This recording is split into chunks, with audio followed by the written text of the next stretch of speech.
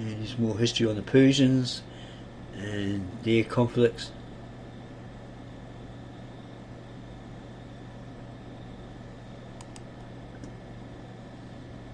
Nestorian churches outside Persia, Arabia.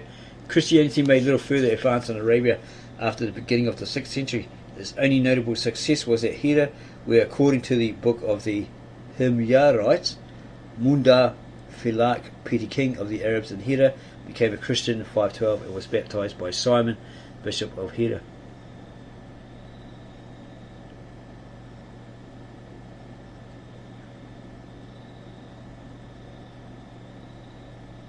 Footnote below. The authority for these statements is Amrus, a Nestorian. Bar Hebraras, however, a Jacobite, asserts that the conversion was made by Jacobites.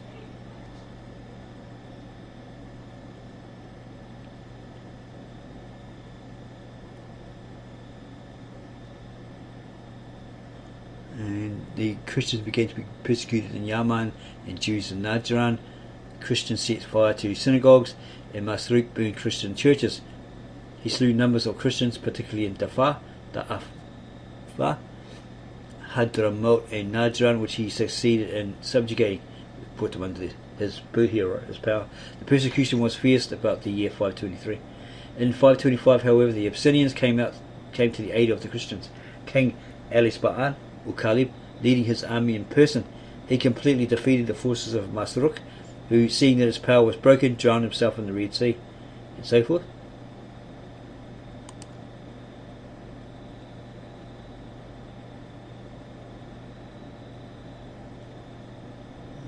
What's this about Muhammad? After 622, the year of his flight, Arabic Hijra from Mecca to Medina, from which momentous event the Muhammadan era is dated, he gradually gained power over the greater part of Arabia, and before his death in 632 he had already planned the extension of his faith and dominion into Syria and Persia. Who was this?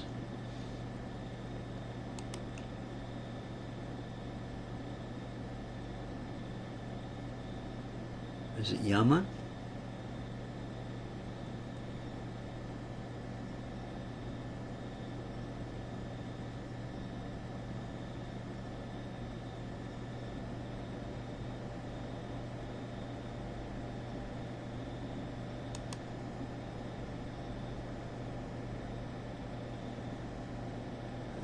See down the bottom here too.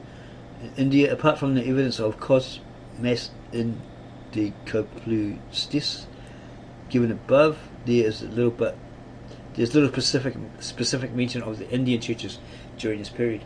Nevertheless, we have no reason to suppose that such Christian communities as there were did not continue steadily, if uneventfully, with their work and witness. Two interesting inscribed crosses probably date from this period. One was found at Milapur, now known as St Thomas's Mount, near Madras, in 1547, and is usually called the Thomas Cross, and another at Kottayam, Travancore. Both bear inscriptions in ancient Persian, Pahlavi.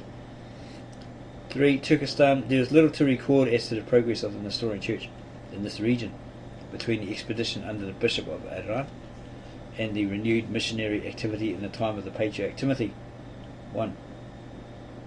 4. China. The first Nestorian mission to China of which we have any authentic record was sent by the Patriarch Yeshuyab 2, 628 to 643, just before the close of this period. In order to avoid an unnecessary break of continuity, the account of it will be reversed to the next period, page 130. And here is a list based on Kidd's collection of the data given by Astimani and Labort in relation to the bishops, Catholici, and patriarchs of Seleucia, Ctesiphon 315 to 660. It continues on this side with footnotes and how they reacted to these Nestorians, etc. The Nestorian Church under the Caliphate, 651 to 1258. That would be a Mohammedan Caliphate.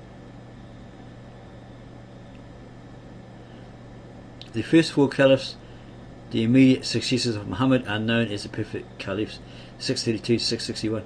Then followed 13 Caliphs of the Umayyad dynasty, 661 to 749, and lastly 37 Caliphs of the Abbasid dynasty, 749 to 1258.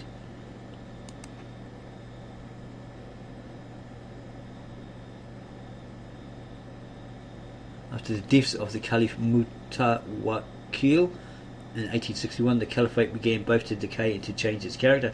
Disorders and rebellions within and Turkish incursions from across the Oxus reduced both its territory and power, until finally the caliphs became more titular religious figureheads, content with sermon and coin, and the real power was in the hands of the Turks.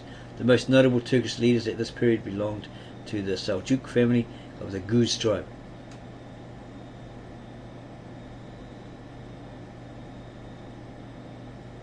Looks like the Mongols' expansion took place, and the last Abbasid Caliph of Baghdad, Mustasim, was murdered when the Mongol Hulagu captured Baghdad in 1258. During this period of over 6 centuries, the official religion of the Caliphate was Islam, and it is now necessary to trace its attitude toward Christianity or to Christianity.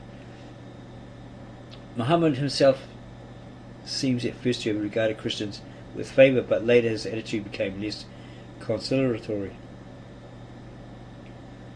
At first he evidently regarded Christians as likely to make good Muslims if they would only renounce the tenets in their faith which he considered erroneous or incorrect or false or whatever, these being particularly the divinity of Christ and the doctrine of the Trinity or the Triunity, the Godhead. Right? Thus, until the last surahs of the Quran, last that is in time of composition, not as usually printed and numbered, he generally speaks kindly and hopefully of Christians. It is to be noted that the expression people of the book in the passages quoted below includes both Christians and Jews, but the whole tone of the Quran is less friendly toward Jews than it is toward Christians. Here there's a surah 2, that says our biggest enemies or our enemies are the Jews, etc. But it is generally agreed that Surah 9 is among the last 2 or 3. It will therefore be sufficient to compare a few extracts from surahs acknowledged to be earlier with extracts of Surah 9.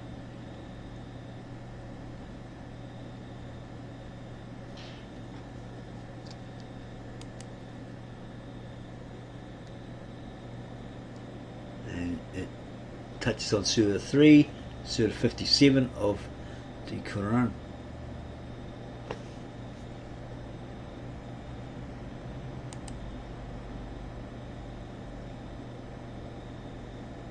It looks like they were really trying to convert these Christians to Islam.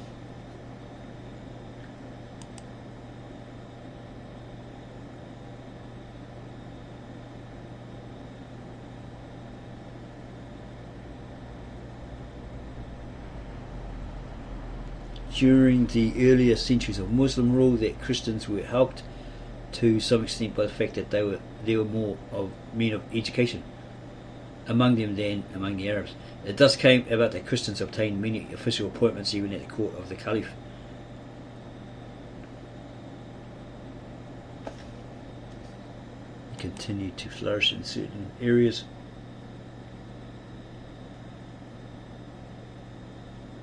But there was a period of persecution under the Caliph Mahdi, 775 to 785.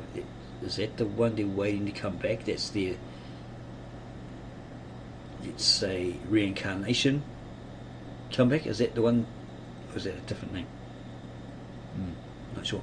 This, as so often, was largely a result of war with the Roman Empire.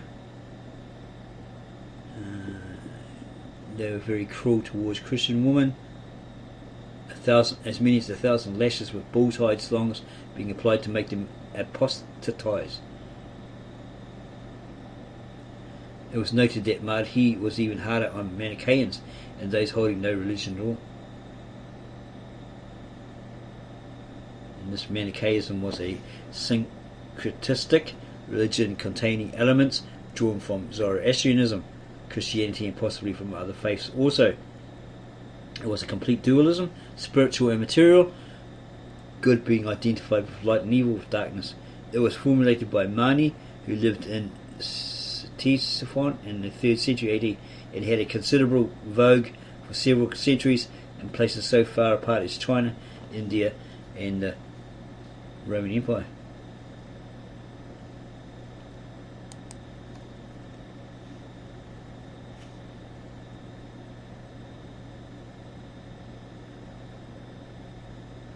During the Caliphate of Mutawakil, 846 to 861, the Christians suffered from a severe application of the repressive laws, but this change for the worse was brought about by the action of one who was himself a Christian. He was himself a Christian. Presumably out of jealousy, a Christian named Ibrahim bin Nuh made complaint to the Caliph about the Patriarch Theodosius.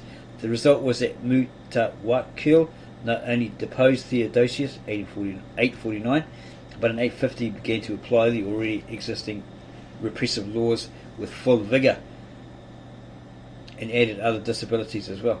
Christians were commanded to wear distinctive garments with a patch on their shirts. Isn't that reminding of the Holocaust, where the Jews had to wear that yellow star? It sounds very similar. So they had a patch on the shirts, were forbidden to ride on horseback, and were forbidden to attend market on Fridays.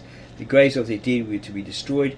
Their children were not to attend the Muslim schools or be taught Arabic, and a wooden image of the devil was to be nailed to the door of every Christian's house. In addition, a number of churches and monasteries were demolished.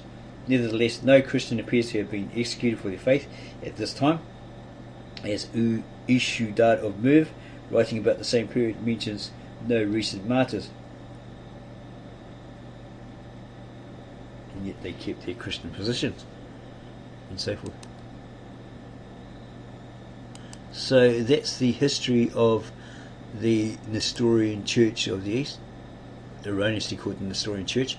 It's the Apostolic Church of the East, from the Patriarchate Ma Isai Shamun, who was the head of the Patriarchate of that Apostolic Church in 1957, and then was assassinated on his doorstep by a Kurd in 1975.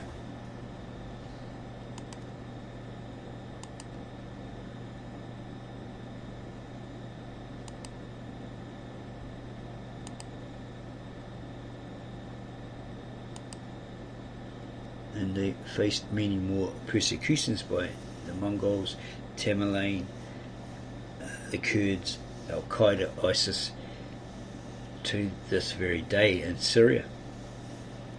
So we hope this video opened your eyes to what we frequently refer to as the Apostolic Church of the East, erroneously called the Nestorian Church of the East. To understand how in the time of Jonah he went to Nineveh and he preached to these men there. You have to repent because the wrath of God is coming upon you. The king at the time, he believed everything about this one God of Jonah, so he told the people, go and bust those Ashtar or Astaroth maypoles, etc. We're not doing that anymore. Put on sackcloth, throw dust all over yourselves, do it to the animals, do the same, and repent and follow this one true God of Jonah. So Nineveh was saved, and then later on Jesus the Christ, standing in front of those Pharisees, they're doubting that he's the Son of God, the Messiah, etc. And they're talking to him and they're looking through these scriptures or the texts, and he says, yeah, you're looking for me in those scriptures. It speaks about me from the beginning, the Brita, or Genesis in English, from the very beginning up until that point. And obviously it speaks about him to Revelations chapter 21 or 22, whatever, to the end of the book, right? He says, but I'm standing right in front of you. The person that's talking about is right in front of you. You don't believe me, right? And what I'm saying. Oh, you people, this generation will be judged by those Ninevites who will rise again, and so forth. And there's supposedly an end plan God has in mind where the Egyptians and the Assyrians and Israel will rise up again, probably in status, and they're part of this plan of his according to the scriptures. We can't remember exactly where it was, but we came across it. But we did come across it. So if you like this video, subscribe to our channel, give us a like, add your comments below, and then go share this video with all your friends and family who want to know the real truth in regards to origin of the scriptures, and come look at our videos which reveal to them this original Apostolic Church that the disciples frequented, supposedly gave their manuscripts or the writings of what they heard and saw Christ do, miracle wise, etc., handed it over to them, and they had it from Emperor Constantine for over 2,000 years, therefore preserving it. Never been messed with, tampered with, or changed into any other foreign language, supposedly. Might have been a quarter Greek, because it's supposedly akin to the original ancient, very old Galilean Aramaic. And they went through the centuries being persecuted. They had some times of peace, their religious practices, etc., but then hands changed and they started getting persecuted by the caliphates of Mohammedanism or Islam today. Genghis Khan and the Mongols, Tamerlane, etc., etc., up until this day.